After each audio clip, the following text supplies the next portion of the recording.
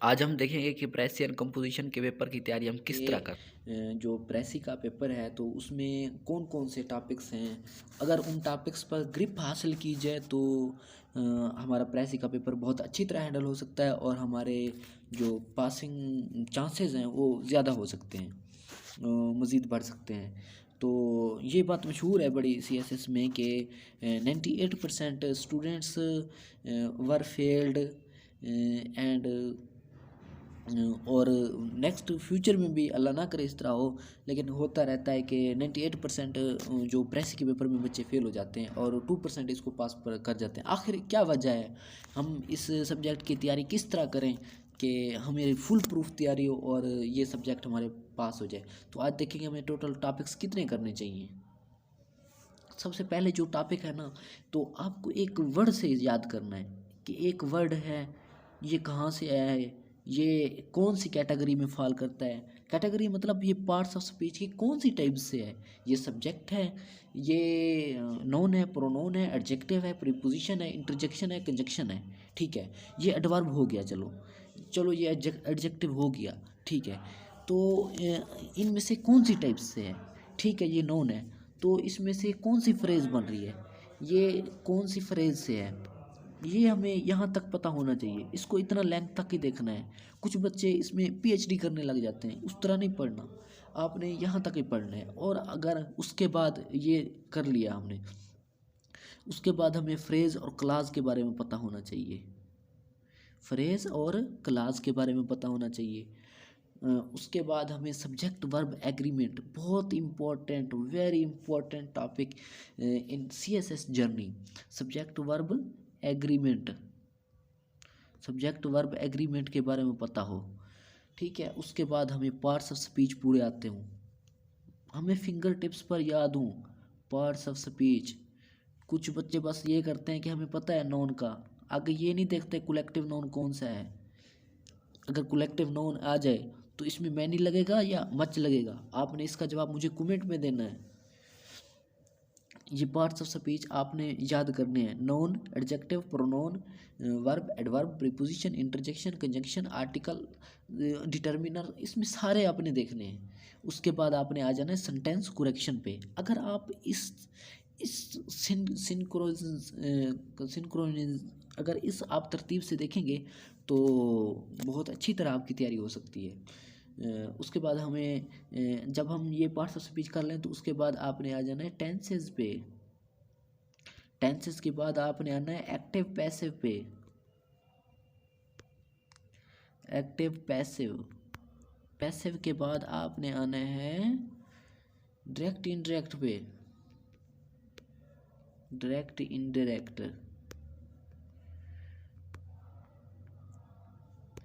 Direct interact के बाद आपने याद करने हैं कि सिनोनिम एंटोनिम क्या होते हैं। इनको मखसूस वर्ड्स जो मतलब नोन है उनके आखिर में क्या आ रहा होता है, एंटी, लॉजी, मेंट, नेस, शन, आईटी। तो इनके पास क्या होता है, ये उसमें नॉन में फॉल कर रहे हैं या एडजेक्टिव में फॉल कर रहे हैं या एडवर्ब में फॉल कर रहे हैं, हमें ये देखना चाहिए। उसके बाद हमें पेयर ऑफ वर्ड्स याद करने चाहिए, ये बहुत इंपॉर्टेंट हैं। अगर आप pair of words exploring the world of English में से याद करते हैं तो वो उसमें से मैक्सिमम आपके हो जाते हैं। और इसके अलावा जो आपने पार्ट्स ऑफ स्पीच हैं वो रेन एंड मार्टन से करने हैं, उसमें बहुत अच्छे दिए हुए हैं। रेन एंड मार्टन बहुत मुश्किल है थोड़ी सी, मुझे पता है बिगिनर के लिए, लेकिन कोशिश करें। अगर आपको वो थोड़ी सी टेंशन हो रही है तो आप क्या करें, करीमदाद चुगताई वाली बुक ले लें, उसमें बहुत आसान दिए हुए हैं। Karimdad Chughtai English grammar and composition है उसकी नाम। उसके बाद आपने करने हैं grouping of words. Grouping of words के बाद आप आ जाएं फ्रेजल वर्ड पे। Phrasal word, grouping of words, pair of words, ये आपने रोज़ 5-5 करने हैं। जिस तरह कहते हैं ना, apple a day keeps the doctor away, आप इस तरह मैं कहता हूँ कि 5 pair of words, 5 grouping of word, 5 phrasal verb रोज़ अगर करेंगे तो ये आपके जो पासिंग मार्क्स हैं या पासिंग रेशियो है बहुत ज़्यादा बढ़ जाती है। उसके बाद वेरी इंपॉर्टेंट टॉपिक पंक्चुएशन, ये ना सिर्फ आपको प्रेसी में और इसके अलावा ये आपको ऐसे में भी बहुत अच्छी तरह हेल्प करती है, बल्कि हर 12 सब्जेक्ट में आपको हेल्प करेगी। उसके बाद आती है हमारे पास ट्रांसलेशन। ट्रांसलेशन आपने ऐसे नहीं करनी जैसे लेमैन करते हैं, उर्दू से इंग्लिश में कन्वर्ट कर देना है, नहीं। आपने अल्फाज की रूह को, अल्फाज की सोल को कन्वर्ट करना है। एक बंदा जिसने पैरा ना भी पढ़ा हो, वो आपकी इंग्लिश वाला पैरा पढ़ ले तो उसको समझ आ जाए। ये किस तरह हो सकता है? ये सिर्फ प्रैक्टिस से हो सकता है। उसके बाद नेक्स्ट है प्रेसी। प्रेसी की टिप्स एंड ट्रिक्स हैं, यूट्यूब पे दी हुई हैं बहुत अच्छी तरह। प्रेसी ये भी मैं आपको समझाऊंगा। इंशाल्लाह हम हर टॉपिक इस चैनल पे कवर करेंगे, तो आपने सब्सक्राइब ज़रूर करना है। उसके बाद है कंपोजिशन।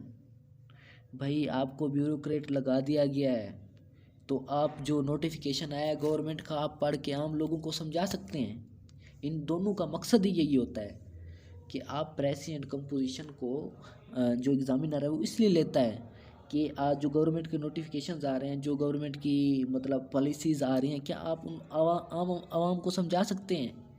कंपोज, क्या आप खुद समझ सकते हैं? कंपोज करना इसे कहते हैं। ठीक है, थैंक यू सो मच।